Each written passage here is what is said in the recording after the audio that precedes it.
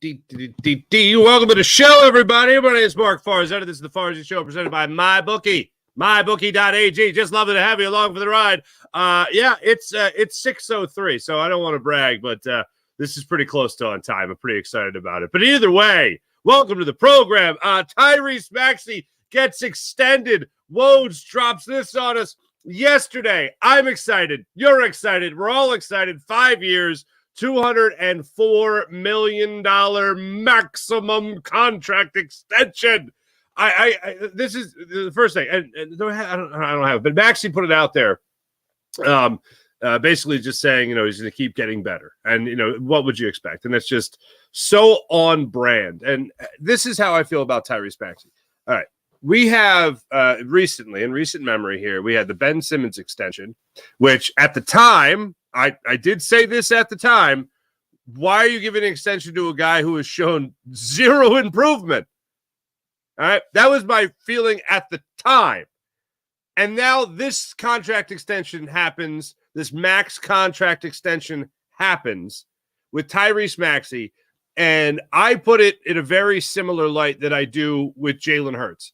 If I'm going to invest in an athlete that has a great mentality, in an athlete that I know is going to be dedicated to his craft, in an athlete that I know is going to 1,000% maximize his ability, I have every ounce of confidence that Tyrese Maxey is the right investment for that.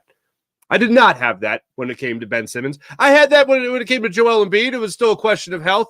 But with Maxey, it checks every single box. I don't worry about Tyrese Maxey. I mean, with every athlete, you have to worry about, you have to have it in the back of your mind when it comes to injury, especially when they're young, you have a long career, you want to have that and all that stuff.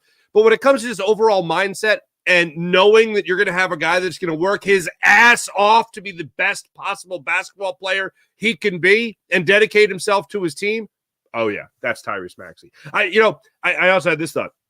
So Maxey wins the most improved player, and remember that video that they showed of his parents like waiting in, I don't know if it was the kitchen, I guess. And Maxey walks in, and it looks like he just got done working out. And he walks in the room, and his parents are like, "We have some news. This is amazing. We're really excited. You won most improved player." I want to see the video of his parents maybe telling him that he just signed a $204 million deal. Or better yet, I want to see Maxey telling his parents he just signed a $204 million deal. I've had the opportunity to interview Tyrese Maxey a couple of times. How do you not love Tyrese Maxey? This guy talks about how much he loves his family. He obviously talks about how much he loves the game of basketball. And I couldn't be happier. I mean, look, we all knew this was going to get done. We knew the extension was coming. We knew that. But the fact that it is done and what it means for that player, what it means for this franchise, what it means, obviously, for all the pieces that have been added to this puzzle already over the last 48 hours, it has you feeling good about where the Sixers are headed in the very near future, certainly. But one of the things that really sticks out to me about Tyrese Maxey, and I know we don't like Duck Rivers on this show as he's become known, Duck Rivers. But when it comes to the Doc Rivers era in Philadelphia, one of the things that really sticks out to me is the way he would talk about Tyrese Maxey. And I loved, at the unfortunate instance of the Sixers getting bounced out after Game 7 against the Hawks, Tyrese Maxey was on the phone with Doc Rivers the next day. And he calls him and he goes, "All right, well, what are we going to do here?" And it was even before the exit interview.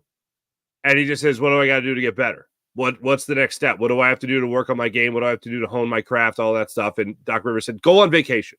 Like the first thing you got to do is go on vacation. I remember talking to Maxey about that after the fact. And he goes, "It's crazy because I had never been on vacation." But think about that. You have a 20-year-old kid who had not been on vacation in his life. His vacation was just getting better at basketball. And that speaks to the work ethic, not just of him, but the work ethic instilled in him from his family. So, yeah, if you're going to give $204 million and trust a guy like that for 5 years, that's well worth it. And the improvement, and this is what, it's not just talk with him. Like you would hear it from other players. And the anti-Tyrese Maxey is Ben Simmons. You'd hear about the talk. You'd see the Instagram posts. You'd see the three-point shooting. You'd see the topless photos that he would post of himself. And then you'd see the game. You'd watch him the next season and be like, oh, it's the same guy. No way. Tyrese Maxey, once he got over this hurdle, and I actually mean this as a compliment. It's going to sound negative, but I mean it as a compliment. Once he got over the hurdle that he can hang with Joel Embiid, like he could be the guy to be there for Joel Embiid. Once he got over that mental hurdle, and it happened when Joel Embiid missed about, I think it was 8 or 10 games with COVID in the second year of Tyrese Maxey. So it was the year Ben Simmons wasn't playing. It was the year Ben Simmons ended up getting traded and James Harden came to Philly. Once Tyrese Maxey realized that he could be that number 2 guy, and it happened really when Embiid was out, Maxey took over the offense and was fantastic. When Embiid came back, Maxey kind of went back into this little shell of himself to concede his ability to Joel Embiid, the more dominant player. And that's a smart thing from Tyrese Maxey. But once he realized that he could be that number 2 guy, not right away, but once he realized he could be that, he could grow into that role, I think the sky was the limit for him. And you're talking about the guy over the last 2-3 years could have been the most improved player in the NBA with how he continued to take steps forward in his career. And it's not just about numbers. It's not just getting to 20 points per game. It's not just getting 25 points per game. It's about watching his style of play develop, watching his skill set develop, going from a guy who, could shoot a little bit from the outside, but mostly was a slasher, getting to the rim, watching a guy who had never really played point guard before, becoming a point guard, watching a guy who, even in the playoffs against the Atlanta Hawks, got some minutes in that series and made the absolute most of those minutes in that series. Talking about a guy who went from that to, oh, well, by the way, Ben Simmons isn't going to be playing for us anymore. Guess who's our point guard full time? Step up, son. That's your job now. And he stepped up and filled that role phenomenally. And then you see the development of the outside shooting. You see the step back shot. You see the 3-point ability now of Tyrese Maxey. You see the proof in the pudding. You see the progress in the work ethic, from the work ethic. So every time I look at a contract like this, I think, all right, whether it's Jalen Hurts' deal, whether it's Tyrese Maxey's now, or whether it was Ben Simmons back in the day, I look at it and go, hold on a second. Is this guy really? This guy is, because it's an investment. May not be your money, but it's certainly your time as a fan. And we don't need the history lesson in going back in our own investment of time with this team, especially when they weren't trying to win. But we made that investment. So you're going to be looking at these athletes really across Philadelphia. But right now, Tyrese Maxey, you look at him and you go, is that guy worth that investment? Is he worth my investment as a fan, my belief as a fan to know that the Sixers are trusting this guy, Tyrese Maxey, to continue to get better? And then once he reaches his apex, once he reaches his pinnacle, is he going to sustain that for a long period of time? And I have every ounce of confidence in Tyrese Maxey because I have a little rule in life. I don't bet against anybody that has a great work ethic and talent because they're only going to get better. But that great work ethic, I mean, guys can come into the league and be pretty damn good basketball players, but whether or not they're willing to put in the work to maximize their ability, then they're not worth the investment. Tyrese Maxey is worth every bit of that investment. Tyrese Maxey, to me, is the apology for Markelle Fultz. That not working out from the basketball gods, right? It's the apology. He's the apology for Markelle Fultz. It's the apology for Ben Simmons. And watching him just continue to progress throughout his career is going to be an absolute delight. Because, look, this is what we ask of our athletes. It's the same reason we can love guys that never won a championship in Philadelphia. And I'm not saying that's going to be Tyrese Maxey, but it's the reason.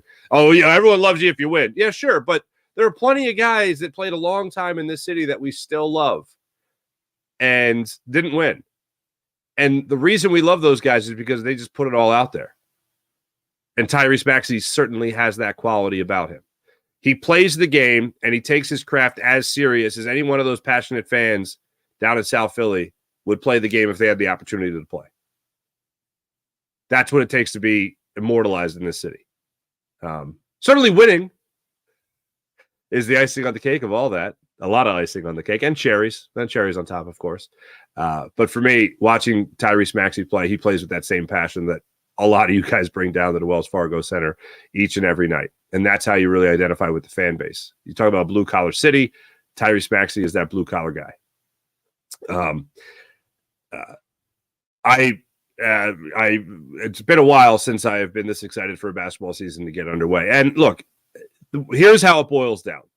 And we touched on this yesterday, obviously, after the acquisition of Paul George. By the way, our friend Paul Hudrick will join the show today. Liberty Ballers, libertyballers.com. Paul Hudrick will join the show to break it all down, all the Sixers moves and everything. I am thrilled that Kelly Oubre's back. You guys know I'm already thrilled that Andre Drummond's back. Paul George is the best of – you weren't going to get LeBron. You weren't going to get Jimmy Butler. Paul George, best fit, and all that. But here's what it comes down to, and it's still – Paul makes a point, and we'll get to it, but it's all about enjoying the ride when it comes to the Sixers team.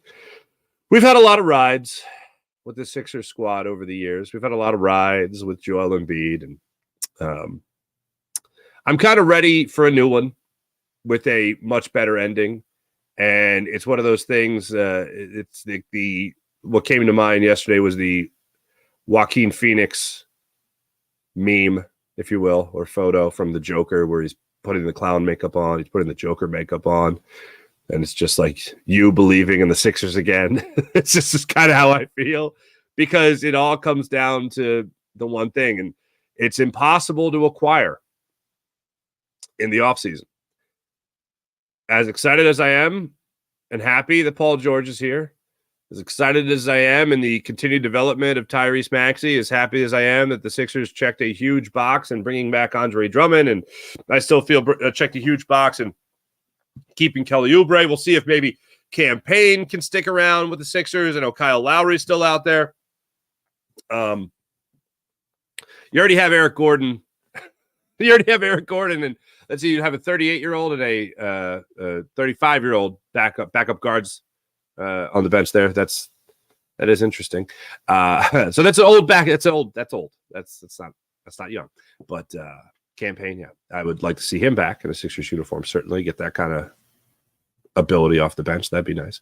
But as this team continues to add pieces, the one thing that they cannot add, and it would by far make everyone 10 times more excited than Paul George getting signed, for instance, would be some sort of automatic positive bill of health for Joel Embiid.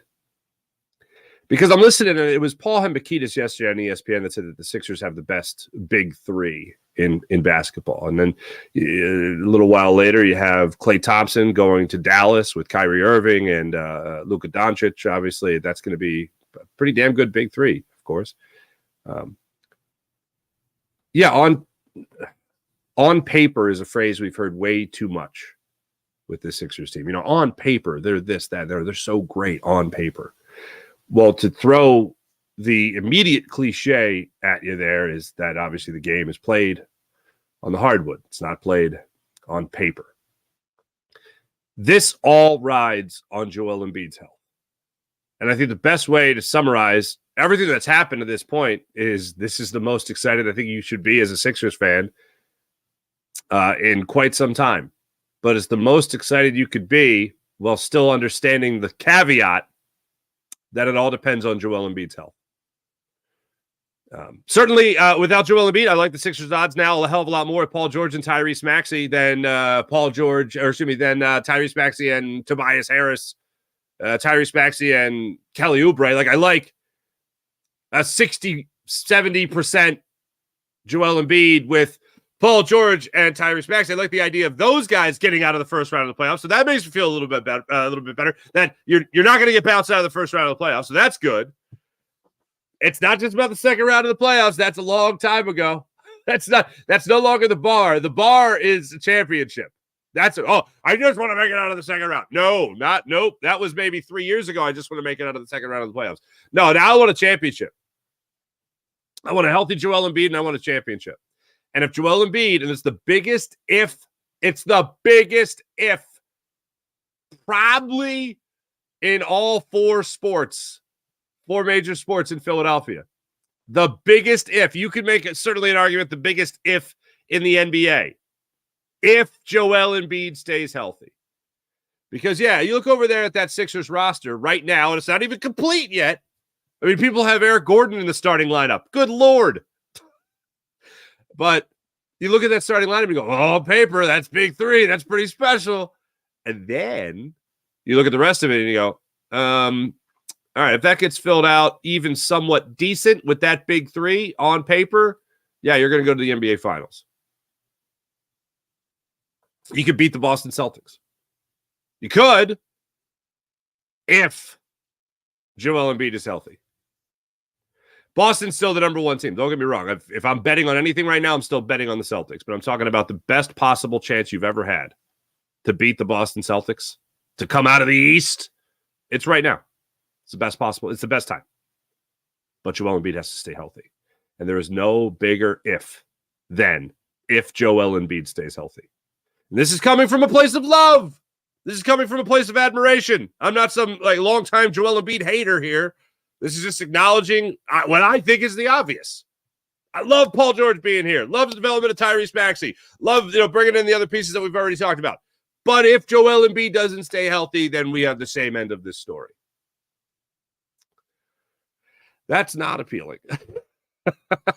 What is appealing, without question, what is appealing is the idea of Joel Embiid staying healthy with these two other players. Work on their spacing, certainly work on their defense. And Paul George also has to stay healthy too, which has not been a constant. Last year, the 74 games he played in, he was great for the 74 games. And as I said yesterday, I hope that that's not, in a way, fool's gold of a guy knowing that he's going into a contract year. And, oh, look, I'm healthy. I played 74 games last year. But one thing I will say about the ride as far as the season goes with this Sixers team is load management for me. I'm over it. And that's not to say that, oh, these guys need to play 82 games. We'd all love for that to happen. I hate that that's not the NBA anymore. I love the idea of guys going out there. We know no better example of it here in Philadelphia than Allen Iverson. Not just playing every game, but damn near every minute. And that's just not the way guys play it anymore. Maxey gets pretty close to it, but that's not the way it's done anymore. I look at this regular season and I think, yeah, get as close to the number one seed as you possibly can, and then be ready for the playoffs. As long as Joel Embiid's healthy, that home court advantage isn't going to matter near as much if Joel Embiid isn't healthy. It's not going to matter near as much if Paul George isn't healthy. It's not going to matter. So I look at the season and look, an MVP award for Joel Embiid would be great. You get him to 65 games, maybe, whatever the case might be. That'd be nice to see him win an MVP award again. But for me, it's all about the postseason. That's where I'm at when it comes to this Sixers squad. Paul Hudrick will join us coming up in a second here to talk about what could be next for this Sixers squad, whether or not Kyle Lowry is still a possibility, whether or not Eric Gordon actually is going to be a starter in this rotation or a starter on this team, and what's the sky? Where's the sky for this Sixers team? How good can they really be? A little bit later in the show, we're going to get into the Philadelphia Phillies being back at it against the Chicago Cubs today. They're going to be 8:05 start time in Chicago. So that's what you got. But right now, let me tell you about the incredible people at MyBookie. MyBookie.ag. Download the MyBookie app to your phone, create an account, use promo code FARS to get up to $1,000 redeemable cash bonus at MyBookie. MyBookie.ag. You want to bet on the world of basketball? Free agents, MVPs, whatever the case might be. Who's going to come out of the East? Odds on the Sixers? You can do that at MyBookie. MyBookie.ag. So download the app, create an account, use promo code FARSY, and get up to $1,000 redeemable cash bonus at MyBookie. MyBookie.ag. How about the Game Time app? Game Time app is where it's at, ladies and gentlemen. Download the Game Time app to your phone. Use promo code FARSY and get $20 off your first purchase. So if you want to go to the Phillies when they come back and they take on the Dodgers, you can download the Game Time app, create an account, get $20 off your first ticket purchase, and you can go to the game. It's just that easy. Also, you want to go to the comedy show? You want to go to the concert? Game Time app is where it's at. They have last-minute ticket deals, flash ticket deals. They even have ticket deals for an hour after the event starts for mega huge savings, all courtesy of the Game Time app. You can even view your seats before you buy them. so you know exactly what you're buying and take the guesswork out of buying tickets. So download the app, create an account, and don't forget about the Game Time Guarantee, which means if you find tickets in the same section and row for less money elsewhere, Game Time will refund your account 110% of the difference. That is the Game Time Guarantee.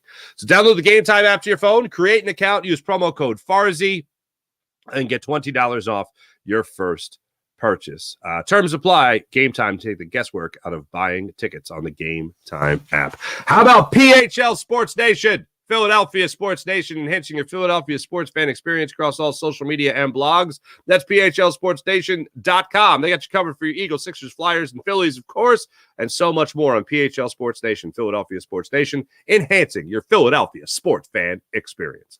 Without further ado, ladies and gentlemen, let's jump on our Rossman Orthopedics guest line and talk to our friend Paul Hudrick. He breaks it all down when it comes to the 76ers and their offseason acquisitions. Here's Paul. Ladies and gentlemen, still leading the league, I believe, in Farzy Show appearances. From Liberty Ballers, our old friend Paul Hudrick. What's going on there, Paulie? That's such an honor, Is it? to be the leader. That is, I mean, I know we've lessened the guest, quota, but to still be up there in that mix, it warms my heart very much. Yeah, it's you, and then I think Hugh Douglas, and then okay, good company. Oh man, there's a drop off after that. There's a big fat drop off after that. But I'll take that company. Me and Hugh Douglas. That's good. There you go. Hey man, busy couple of days.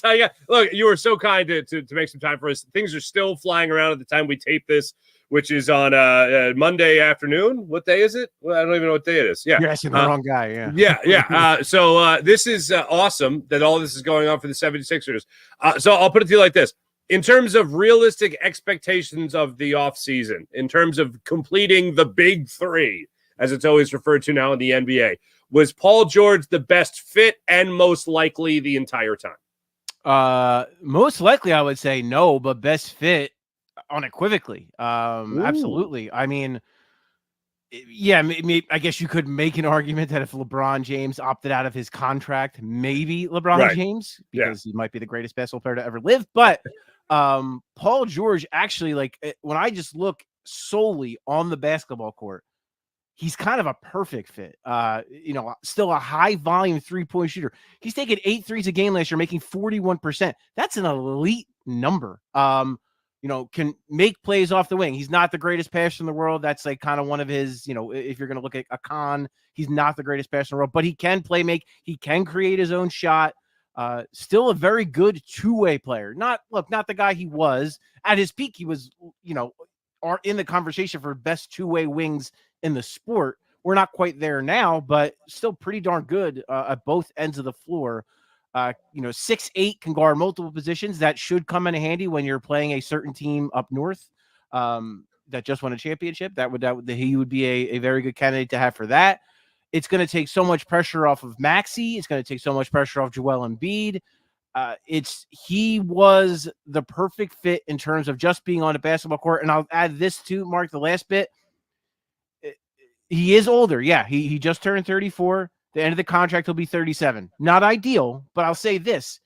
He is very clearly on this Sixers team, the third option. It is Embiid, it is Maxey, and then it is Paul George. And I think Paul George goes into this situation knowing that full well. So when you consider that he doesn't have to be a 1 option or a 1A or a 2 or a number 2 option, I think that's going to take so much pressure off of him and make him, again, ease his fit into Philadelphia. I agree entirely as far as fit and all that stuff. As far as the likeliness aspect of that, though, you thought it was unlikely that he'd come here to Philadelphia? I'll put it like this. If you asked me 3 weeks ago, I would have said no way. If you asked me 2 weeks ago, I would have said maybe like 50-50. If you asked me like last week, I would have said maybe like 10%. and then once he opted out, the opt out to me, that was when I was like, okay, like this has a very real chance of happening, because the Clippers could have signed him at any point from January on after Kawhi Leonard signed his extension. They could have given him that 4th year and made it happen, and it would have been done. So to me, when it got to the bell ring at 5:00 on Saturday, and that still wasn't done, and the opt-in was no longer an option for him to possibly opt in and go to the Golden State Warriors, it became, to me, return to the Clippers and give up like $60 million, or come to Philly and get that full max, or go to Orlando and join a good team, an ascending team, but not a team that's on the same level as the Sixers. So, like I said, once it got to that point Saturday, I felt like they were right in it. But no, I like early on in free agency, or early on in the offseason, I did not feel great about their chances. Okay. All right. Fair enough. I know when the report came out about interest waning, I went, oh, okay, I guess time to move in another direction. But I thought that was a bluff. Okay. Immediately. Okay. Just being honest. To me, what I thought that was a response to the opt-in, right? The opt-in rumors. When they hear that, because it makes sense. If you're the Sixers and he says, oh, no, I'm going to opt in and expand my options, it's like, well, no, we don't want to do that. We have all this cap space. We just want to I don't like you anyway. I don't like you anyway. We don't want to give up an asset on top of signing you. We just want to sign you. So I think that was more of like a gamesmanship kind of thing. And look, also that ends well because Paul George is going to be a Sixer.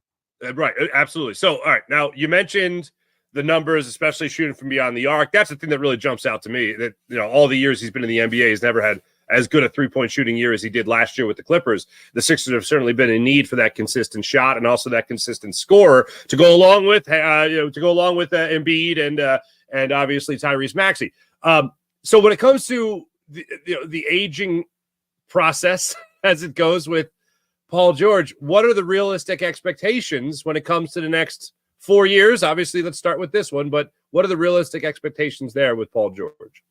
Well, I mean, I think when you look around the league, clearly LeBron James is a freak of nature, but he's about to be 40 years old and still looks like one of the best players on the planet.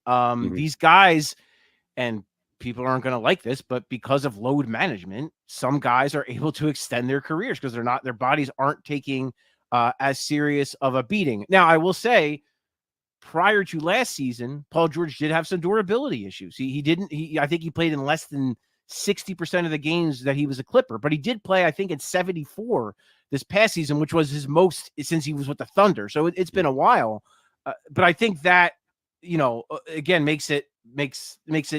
encourages you that he'll be able to play, age kind of gracefully. And I, as I mentioned, I think him being that third option is going to make a big difference. He's not going to have to carry that load. It's going to be Embiid most nights. Other nights, it's going to be Maxey. Embiid, to me, the health stuff is, it's always going to be there with him. But when you look at his play, the level of play to start the season last year, that was the best basketball Joel Embiid has ever played to start the season. So I have no reason to believe that he's going to fall off a cliff next season. Yeah. And you have Tyrese Maxey, who's 23 years old, who was almost an all NBA player. So I say all that just to say, I think Embiid is going to be pretty damn good for a little bit here. And I think Maxey's only going to get better. So as Paul George perhaps declines a little bit, you have those guys kind of elevating the game and the team around them. I think that's why it's important. And I'm sure we'll get to it. To have some young guys in the cupboard, it's, you don't want to trade all the young guys. Keeping a couple of young guys is not the worst thing in the world. So it's a legitimate concern. I will say that his age and his durability, those are two big question marks, but I think it's a risk you had to take if you're Daryl Morey. Yeah, I didn't expect them to trade Joel Embiid. I expected them to just get every drop, every morsel out of the quote unquote process that they could possibly get before they have to pack it in and start building this thing from scratch with Tyrese Maxey being the centerpiece, possibly. I expected them to make the big move. I'm glad that it was Paul George. I feel like that's, as you mentioned, the best fit. So just in terms of his durability, I also want to get into this. One of the things that is a comforting feeling to me is that when you're on a team with Joel Embiid, you don't got to do as much. When you're on a team with Tyrese Maxey, you don't have to do as much. To have those two guys, and as you talked about, the number 3 scorer now will be Paul George on this team, at least if all goes to plan.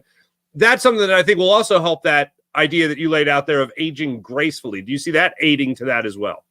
For sure. And I think, they still have half of a roster to build. So I think that's going to matter too, right?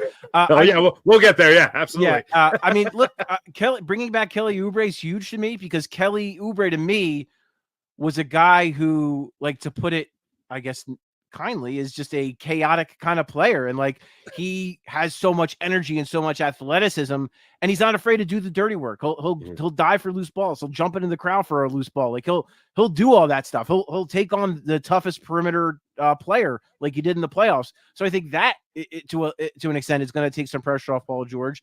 And then whoever they sign after that, right? Like they're going to fill in here with, I would imagine, to me, I think their big moves are probably done. You never rule out Daryl Morey in any of this stuff, because he does have a tendency to go, as we've seen, to go big game fishing. So maybe there's a big move, but I think with what they have left salary cap wise, with what they have left trade asset wise, I think you're looking at more of role type players, 3-and-D kind of wings. And I think that will help Paul George out as well. If you get players that, can fit in, can defend at a high level. So Paul George doesn't have to take on the toughest assignments, that will do that dirty work, that will make the hustle plays, that will set the tough screens, that will just do all those things so that Paul George and Joel Embiid and Tyrese Maxey don't have to put that wear and tear on their body, so that they're fresher for the playoffs. And I think, like we said off the top, like, those three guys are going to help each other so much,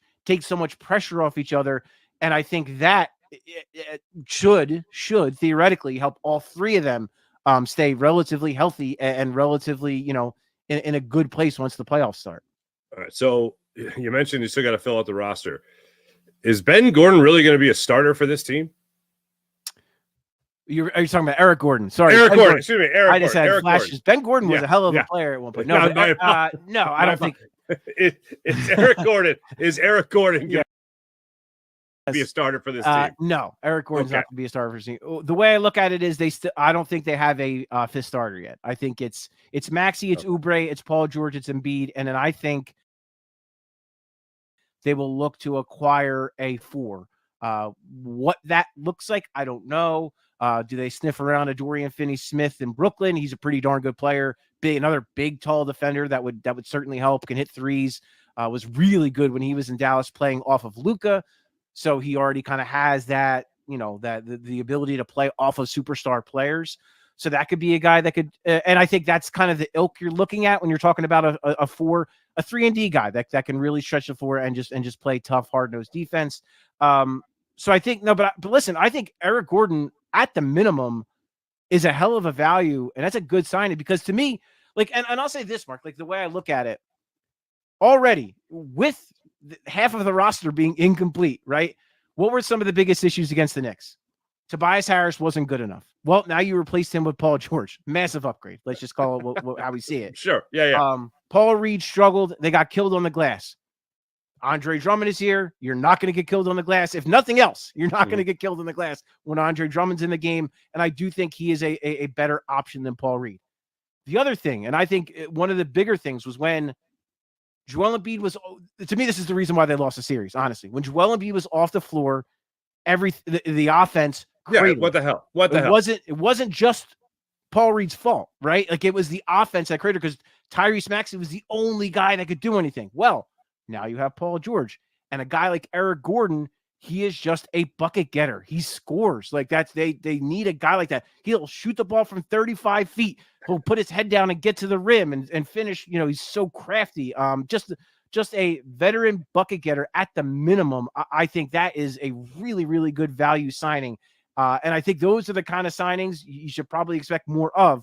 Veteran guys that are going to just fill a role, as opposed to maybe again, I've seen Lauri Markkanen thrown out there. I think that is an absolute pipe dream. I see no path to that at all. But I do think there are opportunities to add some really good role players. Does Eric Gordon mean the end of Kyle Lowry?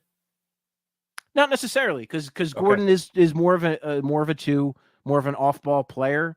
I guess you would, if that's your kind of backup backcourt, you maybe have some concerns with certain matchups, but at the same time, they're both older guys. So they might not play every single night. And there might be matchups where Kyle Lowry's a better fit, might be matchups where Eric Gordon's a better fit. So I don't think it's crazy to think that Lowry could come back and kind of, they could kind of mix and match them.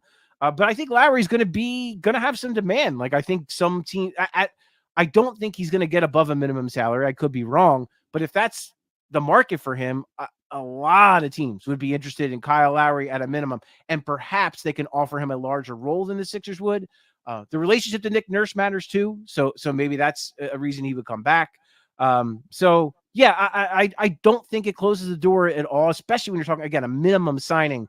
It doesn't close the door on anyone, in my opinion. Fair enough. Let me ask you this then. So we'll talk about the rookie there, Jared McCain. What excites you about him? What concerns you about him? Give me one and two there. Well, I'll tell you literally the only thing that concerns me about him is that he's 6'2". If he were 6'4" or 6'5", this guy's probably like an easy top 10 pick. He's that good. He's such a great shooter, elite shooter, beautiful mechanics, will shoot it from anywhere, can shoot it off the dribble, can shoot it off the catch. He's crafty. Like he's not just a shooter. He can put the ball on the floor. He can attack closeouts. He can hit shots in the mid range. He can finish with both hands at the rim. The one comp that I can't get out of my head, someone said it, and look, this is lofty expectations for him, but a mini Devin Booker is kind of what you see in his offensive game. But again, Devin Booker's 6'6", so it works out a little bit better for a guy who's 6'6", right, when he can just shoot over the top of people as opposed to a guy who's 6'2". I think defensively too, like the size is an issue, but he fights and he's strong. He's really strong for a guy who's 6'2", who's only 20 years old. You see it. The rebounding stands out. I think he was averaging like 5 rebounds a game. And then the work ethic, like he plays really, if you watch him play, he is a dog. Like he plays hard. He hustles. He goes after loose balls. He's not afraid to dive into the crowd. He's not afraid to get physical. And he's feisty. Like he'll talk trash. He'll bury a three and smile on the guy's face and talk some ish. Like he'll do that. So really, again, the only thing that I really don't that I would say, especially when it pertains to the Sixers, because Tyrese Maxey is already here, is that he is on the shorter side. That's really the only downside I see to his game. Gotcha. So where does this team end up? Just assuming, just judging by big threes here, because they got a lot of roster spots to fill out. How much better did this team get from the team that walked off the court last year? Well, the folks in Vegas are pretty smart. And I won't mention a gambling site because I don't know what sponsorship stuff you have going on here. But thank you. That's a veteran move, Paul. Veteran move by you. Yeah, this is not my first rodeo, right, my friend. Absolutely. No. mybookie.ag. Anyway, there you go. I'm sure if you were to look at the Sixers odds on that wonderful betting site, you would see that they are, I believe, second behind only the reigning champion Boston Celtics. So, and I think that's kind of the consensus. So that's where they're at. That's where Vegas says they're at.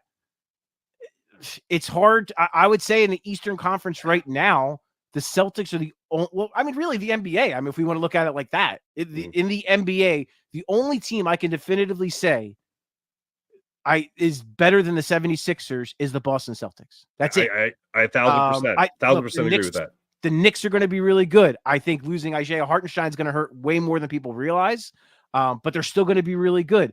The Pacers are going to be better. Cleveland's going to be better. Orlando's going to be better. Like the conference is going to get better, but I think the Sixers are going to be right there at the top. And then when you look out west, I mean, Denver's lost some key pieces. The Lakers, I have no idea. The Clippers are in flux. Dallas looks like they're about to get Klay Thompson. That would be a pretty good get. They're coming off a finals appearance and adding a guy like that. Right. Oklahoma City, obviously getting Hartenstein. I think that's a great move for them. So it's a lot of parity, which is a good thing. But I would say firmly right now, I think the Sixers, as we sit here, look like the second best team in the NBA, depending on what else they do and what other teams, quite frankly, do. Right, based on like how their big three can carry them, and I love. I was last time we talked. A couple of things. Last time we talked, I think I was pining over Andre Drummond, and I think for all of Philadelphia was pining over Andre Drummond. You told me Tobias Harris was going to the Pistons, and that was a prediction you made like 4 months ago. So credit to you for that. And then we were also talking about possibly Kelly Oubre coming back to be that spark, because one of the things I love about Kelly Oubre, and you touched on it, is when the Sixers seem to have, in the second half of the season in particular, the Sixers would have these droughts, and then Kelly Oubre would have his personal 8-0 run. He might have 11 points in the game, but like 8 of those 11 points were crucial in the Sixers starting to get momentum going back a little bit. That's in particular what I love about his game and him coming back. And you know what it is, Mark, though? It's because it's jarring for us to see an athletic player on the wing, seriously though, that can get to the rim and dunk on people. There's never been that guy in Philadelphia. The Sixers never get guys like that. So that's why he was just such and Daryl Morey said at his end of season presser, he said he was a breath of fresh air. And he was. And he's not a great three-point shooter. Never has been. Probably never will be, if we're being honest. He'll work on it, whatever. Maybe he does. Maybe he'll have a late career run as, whatever, and shoot 35, 36, whatever percent. But the reason why, let's say, he is a better offensive player in the half court than a guy like a Ben Simmons, he is an outstanding cutter. He's got a great first step, and he fears nothing at the rim. He wants you to foul him, and he will gladly take those free throws, or he will dunk in your eye. Like, he's got that mindset that works when you're a guy that can't shoot. And that's why I think he was still so effective off of Joel Embiid, because his cuts were so good and because he was such a good finisher. All right. So let me know if you're on the same page. It's the last question I have for you. And this is where everything goes for the Sixers. I am as optimistic and as excited for the 76ers to have this big three with Kelly Oubre and Andre Drummond coming off the bench in particular. I'm as excited and optimistic as you could be with everything still riding on the health of Joel Embiid at the end of the season, which is nobody knows. And then, oh my God, Paul, you got to get through an Olympics. We got to get through an Olympics with this. Look, we got to get through an Olympics, Paul. He's playing for a juggernaut team where he's going to play like 15 minutes and then be dunking on guys that are like 6'5". So I'm not really. Yeah. But look at you. All of a sudden, we can have nice things, Paul. Listen to you. Yeah, that's true. That's a fair point. I should not speak so cavalierly about such things. No, but look. Yes. The optimism is well placed, man. I mean, look, and as Philadelphians, we are all programmed to think the worst. It's just what we do. We cannot help ourselves. The Philadelphia Phillies are like slightly incrementally, I think, helping us get past that. But I've known it my whole life. I felt it. My dad would always say stuff like you root for a Philadelphia team. What did you expect? Like I always heard stuff like that growing up. So, but look, when I look back at look at the Sixers off seasons, this is the biggest free agent signing they made since Elton Brand, Mark. Like Elton Brand. Before that, like we're talking like Moses Malone. Like this is. Like, this is as an exciting of an offseason as the Sixers have had in a really long time. Like, wow. Yeah, look, it might fall apart. It might, but like allow yourself to enjoy a moment where the Sixers, where Daryl Morey made, quite frank, I'll put it like the best way, a ballsy move to do this cap space plan and for it to work out and to land the guy that was your number one target, your plan A. For all of that to work out, enjoy it for a moment, Philadelphia Sixers fans. Just enjoy it for a moment. Yeah, I will. I'm gonna enjoy. I'm gonna really enjoy seeing Paul George in a Sixers jersey. I'm gonna enjoy. I will. I'll enjoy the ride. Good at basketball. Yeah, he is pretty good at the stats show. He's pretty good at basketball. No question about that. Paul Hudrick, Liberty Ballers. Can't thank you enough, man. I know it's a busy time for you and your fellow basketball writers. So thank you so much. Make sure you guys are checking out Paul on LibertyBallers.com. Paul, thanks so much, brother. Anytime, Mark. You got him, man.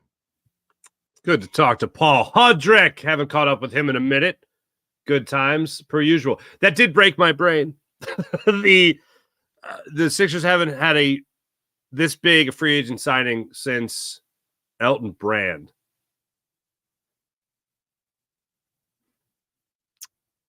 Everything else has been draft picks and trades.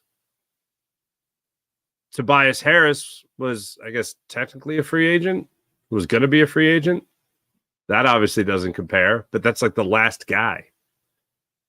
That's insane, bonkers, crazy to me. The one thing that did come out of that Elton Brand thing, though, was one of the greatest quotes I've ever heard from a Philadelphia athlete. And that was one of the reporters when Elton Brand was introduced as a Sixer at the press conference. I forget who it was. Somebody asked the question, it's a tough fan base and everything. And I don't know if the reporter mentioned Santa Claus or if Elton Brand mentioned Santa Claus.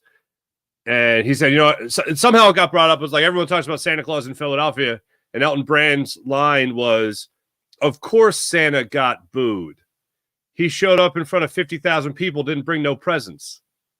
And I remember taking notes on the press conference and spitting out coffee. It caught me so off guard. It was such a great line. And then again, interview EB a couple of times, Chief Beef, as we used to call him. Look, the guy's got a great head on his shoulders. This is Daryl Morey's show. Alan Brand was one of the guys that certainly had all the chips for a while. I've talked about it a lot where you talked about the Sam Hinkie chips that were acquired and then handed it to Call Angelos and then handed to Brett Brown for 20 seconds. And then he made a huge mistake with Call Bridges. And then given to Elton Brand. And then he went almost pretty much all in with Tobias Harris, Jimmy Butler. They had to make a decision as a franchise between Jimmy Butler, Ben Simmons, and Tobias Harris and Brett Brown. And they chose poorly. And that's anyway. But yeah, this is the biggest offseason. This is the biggest free agent signing since on Brand. That is insane. We're talking nearly 20 years. Gross. But yet, there we are. Thanks, Paul. We'll get to the chat check coming up in a second here, but a couple other things to focus in on that. So it's good to hear. I would love to see. I know it's older. It's an older. Oh boy, it's an older backup there with Kyle Lowry and Eric Gordon. I can't believe I called him Ben Gordon, but anyway, Eric Gordon and Kyle Lowry. If that was to happen with Kyle Lowry coming back, I would definitely, if it was my choice in keeping guys, Kelly Oubre would be my number one, and he's back, so I'm happy to see that. Cam Payne is a number two for me in terms of return. Cameron Payne being back with the Sixers, I'd love to see that happen. When it comes to a guy that can come off the bench and shoot for you and give you that spark that we talk so much about, he is certainly that guy, and he provided that in the playoffs for the Sixers, so I'd love to see that. Paul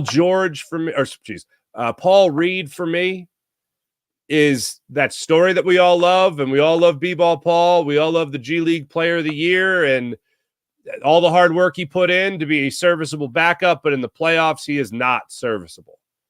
And I referenced the minus 44 that he was in the playoffs. And I'm not a big plus minus guy, but that is pretty glaring. No more glaring than the minus 21 he was in game one of that series. Good Lord. So that you needed to have somebody better, and Andre Drummond is that somebody better. So that's a huge acquisition as well. But for me, if it's talking about returns, I would have liked to see Nico Batum come back to Philly. Either Philadelphia wanted nothing to do with him, or he just wanted to go back to LA. But we all know, for the most part, that Joel Embiid really wanted him back with the Sixers. It just didn't work out that way. But if I could say one more guy back from last year's team that I'd love to keep on this year's team after the Kelly Oubre signing, of course, it would be Cam Payne would be my number 2 pick to return to the 76ers team. So I'm happy that he is. I'm happy that they at least brought back Oubre, and I'll wait and see if they bring back Cam Payne. He'd get my next vote. Phillies are back at it tonight. 8:05 start time. Michael Mercado gets the start for the Phillies. It'll be his first big league start. The only other experience he has at the big league level is when he went into that Detroit Tigers series and had a 1-2-3 inning, including a 4-pitch strikeout. You'll see his fastball around 95, 97 miles per hour. Really good hook on that curveball. It can throw that pretty well. And a decent cutter. Throws a decent cutter that tops out at about 88, 89 miles per hour. So that's what you're going to get on the mound tonight for the Phillies. This is another example here when you're looking at the Phillies coming into this series of them facing a team like the Chicago Cubs that have had some struggles this year. Despite some great talent on their pitching staff, they have had some struggles. They are 7 games below 500 coming into this series. They're going to put Hayden Wesneski on the mound tonight. We're going to be playing that role of the opener, more or less, for the Cubs. But Cubs coming into this game 39-46, Phillies 55-29 after splitting that series with the Miami Marlins. That's what the Phillies are going to be looking at going into this game. As for the standings going into this series, Phillies remain 8 games up on the Atlanta Braves. This should be another opportunity here for the Phillies.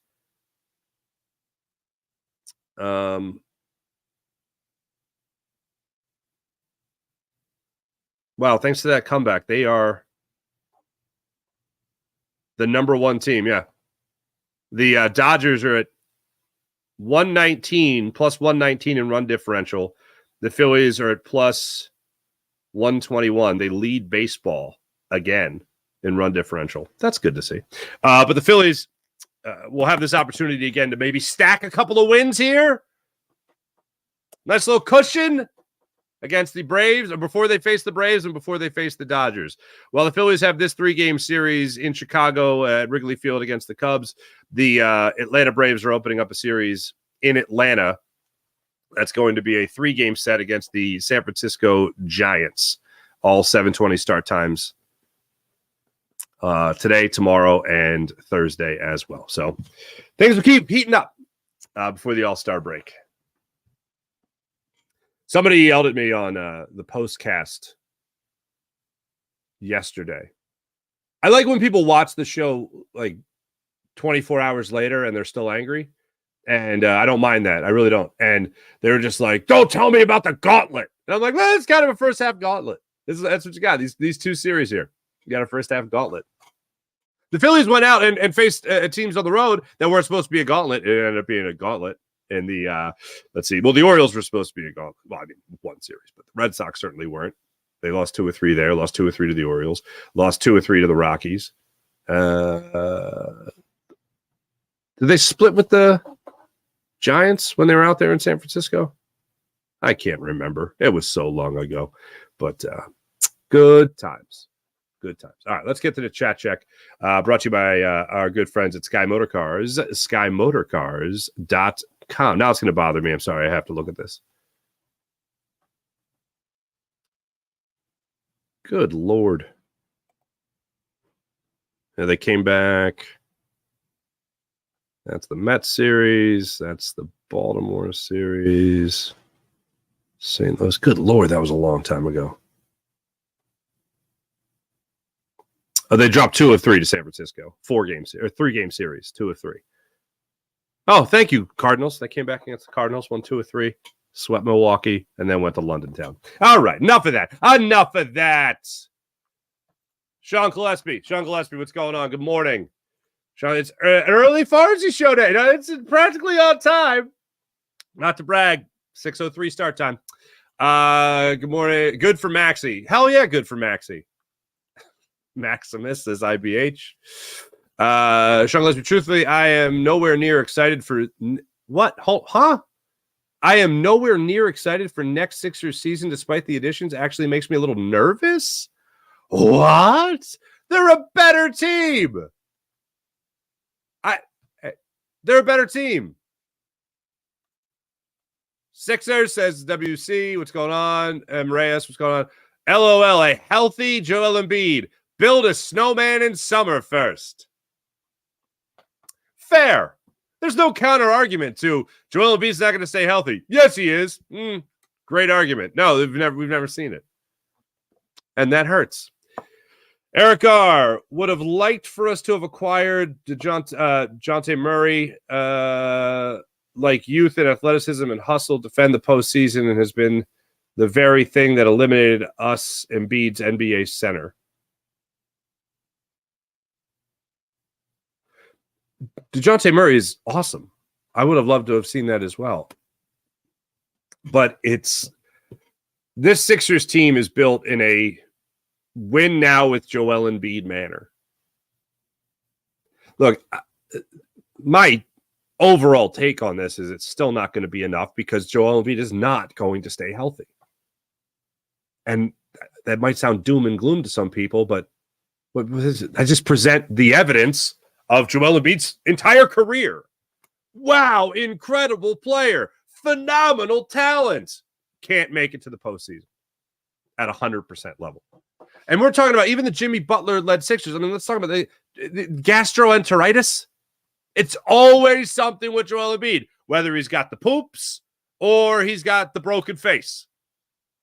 He's got a hurt finger or he's got the MCL. It's always something.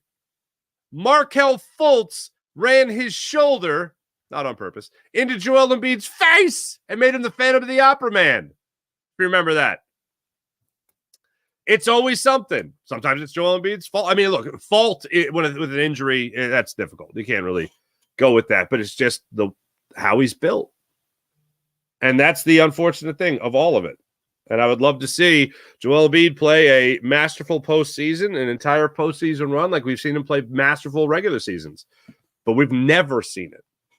So because of that, I can't just go, oh, Paul George is here. Now Joel Embiid's going to be healthy and everything's fine. No, as I said before we talked to Paul, if you could acquire the ability for Joel Embiid to just stay healthy throughout the postseason, then I'm like, oh, the Sixers are going to win the championship. But no, we don't know that. That's the most ginormous X factor. We don't even know if Paul George is going to stay healthy. But on paper, it makes him pretty damn good. WC, Eric Gordon, not a starter. Thank you. IBH, that's because we have learned that Joel Embiid is fragile and likely to get banged up. See, here's the thing. It's not as much banged up in the playoffs as it's banged up just before the playoffs. Like watching Joel Embiid play last year in the regular season, that's the most dominant an athlete has been in Philadelphia probably since Wilt Chamberlain. Like every stat that was put up with Joel Embiid, about 35, 40-point games, 15 rebounds, and all that stuff, all of it was, oh, well, and he's on the list with Wilt Chamberlain. He's on the list with Wilt Chamberlain. He's on the list. Now, you would have Wilt at 50 of those games and Joel Embiid at 20, whatever, but it was still up there with Wilt Chamberlain. That's the most dominant we've seen in an athlete. Injury prone. Exactly. We added another injury prone player, playoff P. Charles dead. What's going on? Maximus Aurelius? What? Marcus Aurelius. Sean Kilrain, what's going on? Kane, I would rather bring back Campaign than Kyle Lowry. I concur, Kane. We are on the same page there. Roster construction, I think we are behind the Celtics and the Knicks and the Pacers, but we are head and shoulders above the rest.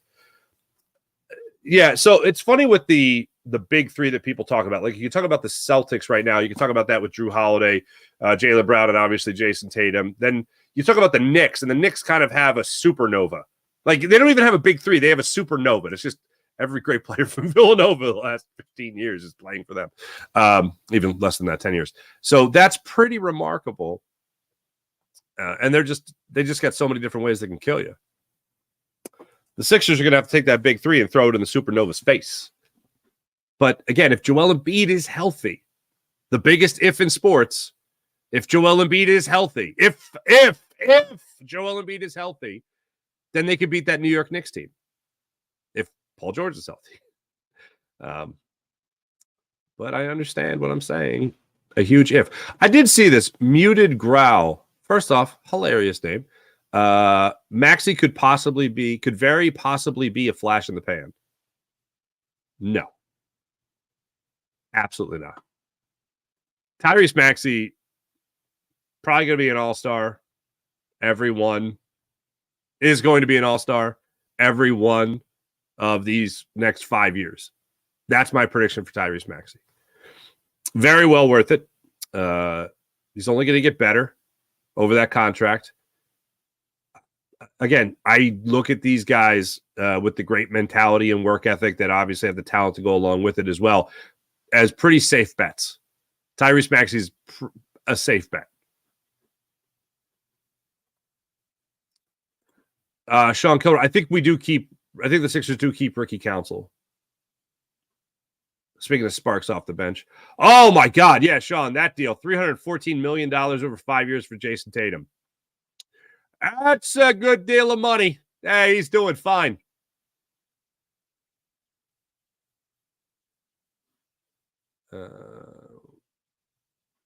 What's up, Jason A? We may have overpaid Paul George, but we really only needed to work 1 year and get a championship. If they get out of the 4 years if they get one out of the 4 years, then it was worth it. Look, the Sixers are all in. As I said, we are at the end. The end is in sight for the Joel Embiid 76ers squad. Now, that doesn't mean that the Sixers are going to trade Joel Embiid tomorrow or maybe even next year. It doesn't mean that. That means that this is the last hurrah. Like after after James Harden, This is it. There's no other remake. Like there was the Jimmy Butler, there was the James Harden, there was the Ben Simmons, obviously in between there and Joel Embiid. That didn't work. Now it's Paul George. Hopefully that works. But this is it. After this deal with Paul George, after the next maybe 2 years at most, the Sixers are going to be done trying to squeeze out every drop that they could get out of the post-process era. Or I should say, I guess, the process era. Drunk on broad, been there. Just a simple fact that you replace Tobias with Paul George makes you better. Fair enough. Oh, Jason, I like this question. How many Phillies do you think are making the All-Star team? All right. Harper, Bohm, Suarez.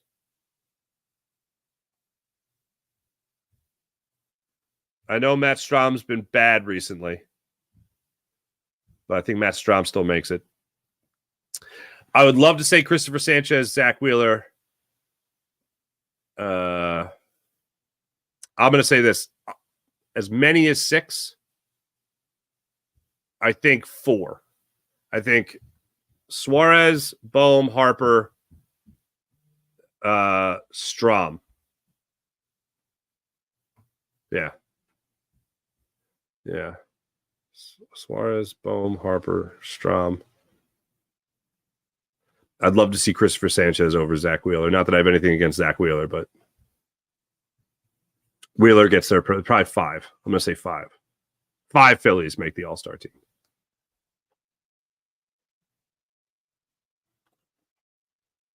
Bill Tyrell, what's going on? PG-13, big upgrade over Harris, certainly. Love that Andre is back. Still need to round out with shooters at defense and rebounding. Hell yeah, man. That's why I'm all. Hey, that's why campaign. Give me campaign. I'm doing literally doing cartwheel. I did a cartwheel. I did not like a Creed Bratton cartwheel, like a real majestic cartwheel over Andre Drummond, and then Kelly Oubre. I'm extremely excited to have back. Campaign would be the next guy up. If I could bring back somebody else from the roster, it would be campaign. April, good morning, April. Oh, Bill was joining us on X on Twitter. There, we rarely get our Twitter comments. Thank you, Bill. April, nice to see you. Jason A., it's July. What are your biggest focuses battle-wise for the Eagles training camp? Wow. I mean, it was kind of settled at minicamp. Tyler Steen's your starting right guard. Devin White's going to be your middle linebacker for the most part. Him and Nakobe Dean are going to switch back, but it's pretty much going to be Devin White. I did see Darius Slay on with who was it? It was Chris Long. He was on with Chris Long, and he was talking about how much he really loved what Devin White brought to the table. If he was going to become a free agent after the season, if they were having an opportunity to get him, he wanted them to get him, and they got him, and now he's here. So whatever, take that for what it is. But Devin White's probably going to be your starting middle linebacker. I see Quenyon Mitchell being your starting corner opposite Darius Slay. I'm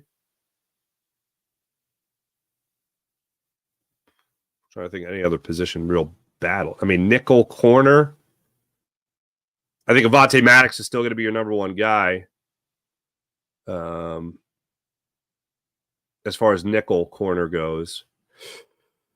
Cooper to Gene. We'll see there. Keely Ringo will certainly